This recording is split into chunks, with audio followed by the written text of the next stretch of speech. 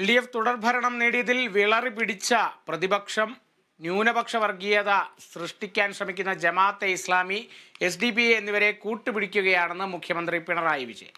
ഡൽഹിയിൽ ആം ആദ്മിക്കെതിരെ ലോക്സഭാ പ്രതിപക്ഷ നേതാവ് രാഹുൽ ഗാന്ധി പ്രചരണം നടത്തിയതിനെയും പിണറായി രൂക്ഷമായി വിമർശിച്ചു.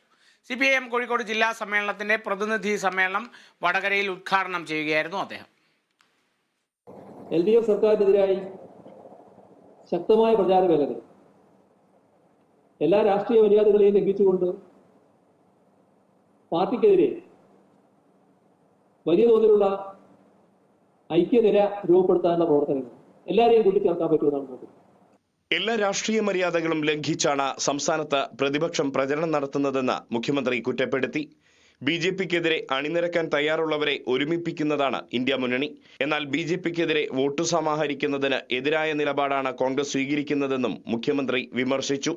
ഡൽഹി നിയമസഭാ തെരഞ്ഞെടുപ്പിൽ ആം ആദ്മിക്കെതിരെ പ്രചരണം നടത്തിയ രാഹുൽ ഗാന്ധിയുടെ നടപടി ചൂണ്ടിക്കാട്ടിയായിരുന്നു മുഖ്യമന്ത്രിയുടെ ഈ വിമർശനം. ഡൽഹിയിൽ തെരഞ്ഞെടുപ്പ് നടക്കുകയാണ്. അവിടെ ഏറ്റവും പ്രധാനപ്പെട്ട പാർട്ടി BJPയെ നേരിടുന്ന ഏറ്റവും പ്രധാനപ്പെട്ട പാർട്ടി ആം ആദ്മിയാണ്. അവിടെ ശക്തമായ പോരാട്ടമാണ് BJPക്കെതിരെ ആം ആദ്മി പാർട്ടി നടത്തുന്നത്. പക്ഷേ ആ ഗവൺമെന്റിനെ നേരത്തെ അസ്ഥിരപ്പെടുത്തുന്നതിന് ശക്തമായ ഇടപെടലായിരുന്നു കോൺഗ്രസ് നടത്തിയത്.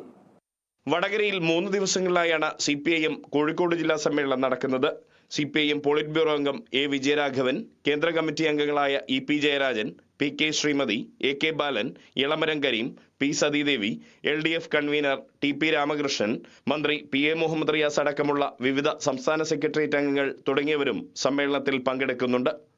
Kerala vision news, Kozhikode.